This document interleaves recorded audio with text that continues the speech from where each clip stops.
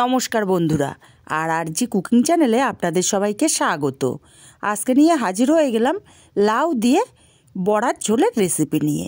তো চলুন শুরু করা যাক। আমি এখানে কিছুটা লাউ বেশ মোটা মোটা করে টুকরো করে কেটে নিয়েছি, দেখেই বুঝতে পারছেন বেশ মোটা মোটা করে কেটে নিয়েছি। আর এখানে আলুও কেটে নিয়েছি বড় বড় করে, এতে করে রেসিপিটা দেখতে বেশ ভালো হয়। আর এখানে মুসুর ডাল 1 ঘন্টা আগে আমি ভিজিয়ে রেখেছিলাম। ডালটা বেশ নরম হয়ে গেছে, এখন ডালটাকে আমি মিক্সচার জারে দিয়ে দেব। তবে চেষ্টা করতে হবে জল ছাড়া ডালটাকে পেস্ট করে নেওয়ার জন্য। ডালটা দিয়ে দিয়েছি, 4টে কাঁচা লঙ্কা দিয়ে দিলাম। ডালটাকে মিহি করে পেস্ট করে নিয়েছি। ঠিক এইরকম মিহি করে ডালটাকে আমাদের পেস্ট করে নিতে হবে। এখন এখানে আমি দিয়ে দেব 1/2 চামচ কালো জিরে, আর 1/2 চামচ দিলাম হলুদ, স্বাদ মতো লবণ, আর 1/2 চামচ দেব চিনি। এবার সব কিছু ডালের সাথে ভালো করে মিশিয়ে নিয়ে ডালটাকে ভালো করে ফেটিয়ে নিতে হবে। ডালটা ফেটিয়ে নেওয়ার কারণে ডালটা বেশ ফুলে যাবে আর বড়াগুলো দারুণ সফট হবে। ডালটা আমি 2 মিনিট ফেটিয়ে নিয়েছি, দেখেই বুঝতে পারছেন ডালটা কতটা ফুলে উঠেছে। এখন এইভাবে আমি ডালটাকে এক সাইডে রেখে দিয়ে কড়াইতে আগে থেকেই তেল গরম বসিয়েছিলাম। তেলটাকে কড়ার গায়ে ছড়িয়ে দেব, আর এখান থেকে কিছুটা নিয়ে আমি বড়ার আকারে দিয়ে দেব। বড়াগুলো আমি ছোট ছোট করেই দিচ্ছি, কারণ ঝোলের মধ্যে দিলে বড়াগুলো বেশ ফুলে যাবে। বেশ কিছুটা আমি বড়া এখানে দিয়েছি, তবে সবগুলো একসাথে দিইনি। এখন বড়াগুলোকে উল্টে পাল্টে কালার করে ভেজে নেব।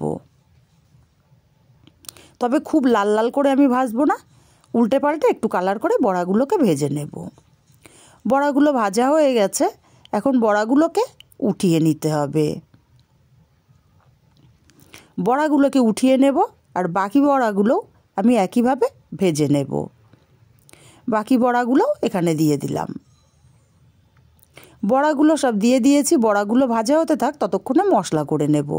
একটা বাটির মধ্যে 1 চামচ ধনে গুঁড়ো দিলাম, 1/2 চামচ দেব জিরের গুঁড়ো, 1/2 চামচ দেব হলুদ, আর 1/2 চামচ দেব লঙ্কার গুঁড়ো। ঝালটা অবশ্যই যে যার স্বাদ অনুযায়ী দেবেন। 1 চামচ আদা বাটা দিলাম।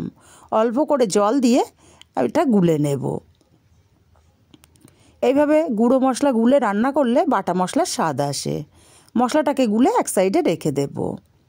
আর এদিকে বড়াগুলো আমার বেশ ভাজা হয়ে গেছে, বড়াগুলোকে উঠিয়ে নিতে হবে। বড়াগুলো উঠিয়ে নিয়ে এই তেলের মধ্যে দিয়ে দেব আলু। আলুগুলো দিয়ে নাড়াচাড়া করে আমি ঢাকা দিয়ে দিয়ে লাল লাল করে ভেজে নেব।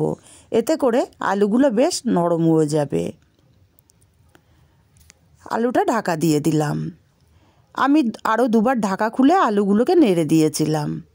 আলুগুলো বেশ লাল লাল করে ভাজা হয়ে গেছে। এখন এই আলুগুলোকে তেল ঝরিয়ে উঠিয়ে নিতে হবে। আলুগুলো উঠিয়ে নিয়ে এই তেলের মধ্যে আমি আরও 1 চামচ তেল দিয়ে দিলাম। এবার ফোড়নে দেব একটা শুকনো লঙ্কা, একটা তেজপাতা ছিঁড়ে দিলাম, আর দেব কিছুটা গোটা জিরে। ফোড়নটা কয়েক সেকেন্ড ভেজে নেব। ফোড়নটা থেকে সুন্দর একটা গন্ধ বেরিয়ে গেছে। এবার এখানে দিয়ে দেব মশলার পেস্ট। মশলার পেস্টটাকে দিয়ে একটু সময় নিয়ে কষিয়ে নেব, এক্সট্রা জলটা শুকিয়ে গিয়ে তেল ছাড়া পর্যন্ত। দেখুন মশলা থেকে তেল ছেড়ে দিয়েছে। মশলাটা সুন্দর মতো কষিয়ে নিয়েছি। এবার এখানে দিয়ে দেব কেটে রাখা লাউগুলো। আর লাউগুলোকে দিয়ে আমি মিনিট খানিক মশলার সাথে কষিয়ে নেব। এতে করে লাউটা অনেকটাই নরম হয়ে যাবে। লাউটাকে কষিয়ে নিয়েছি মিনিট খানিক। এবার এখানে দিয়ে দেব ভেজে রাখা আলুগুলো, আর দিয়ে দেব স্বাদ মতো লবণ। আলু আর লাউটাকে মশলার সাথে আরও কিছুক্ষণ কষিয়ে নিতে হবে। আমি মিনিট 2 সময় নিয়ে লাউ আর আলুটাকে কষিয়ে নিয়েছি। লাউগুলো কিন্তু আগের চেয়ে অনেকটাই নরম হয়ে গেছে। এখন এখানে পরিমাণ মতো জল দিয়ে দিলাম। যেহেতু আমি ঝোল করব, তাই জলের পরিমাণটা একটু বেশিই দিলাম, কারণ বড়াগুলোও কিন্তু অনেকটাই ঝোল শোপ করে নেবে। ভালো করে নাড়াচাড়া করে মিশিয়ে ঢাকা দিয়ে রান্না করব 5 মিনিট। 5 মিনিট পর ঢাকাটাকে খুলে নেব। এখন এখানে দিয়ে দেব 1 চামচ চিনি। চিনিটাকে দিয়ে ভালো করে নাড়াচাড়া করে মিশিয়ে দিতে হবে। আর দিয়ে দেবো এখানে ভেজে রাখা বড়াগুলো। তবে আমি সব বড়া দেব না, কিছুটা বড়া শুধু মুখে খাওয়ার জন্য রেখে দিয়েছি। বড়াগুলো দিয়ে নাড়াচাড়া করে মিশিয়ে দেব তরকারির সাথে ভালো করে। আর ওপর থেকে দিয়ে দেব বেশ কিছুটা ধনেপাতা কুচি। আমি 1 মুঠো পরিমাণে ধনেপাতা কুচি দিলাম। ঢাকা দিয়ে আমি আরও 5 মিনিট রান্না করে নেব। 5 মিনিট পর ঢাকাটা খুলে নিলাম। দেখুন বড়াগুলো ফুলে সব ডবল হয়ে গেছে। নাড়াচাড়া করে একটু মিশিয়ে দিয়ে এখানে দিয়ে দেব অল্প একটু গরম মশলার গুঁড়ো। খুবই সামান্য গরম মশলার গুঁড়ো আমি এখানে ব্যবহার করছি। গরম মশলার গুঁড়োটাকে দিয়ে ভালো করে মিশিয়ে নেব। মিশিয়ে আমি নামিয়ে নিয়েছি। আর তৈরি হয়ে গেল আমার দারুণ স্বাদের লাউ দিয়ে বড়ার ঝোল। রেসিপিটা কেমন লাগলো কমেন্ট করে জানাতে ভুলবেন না।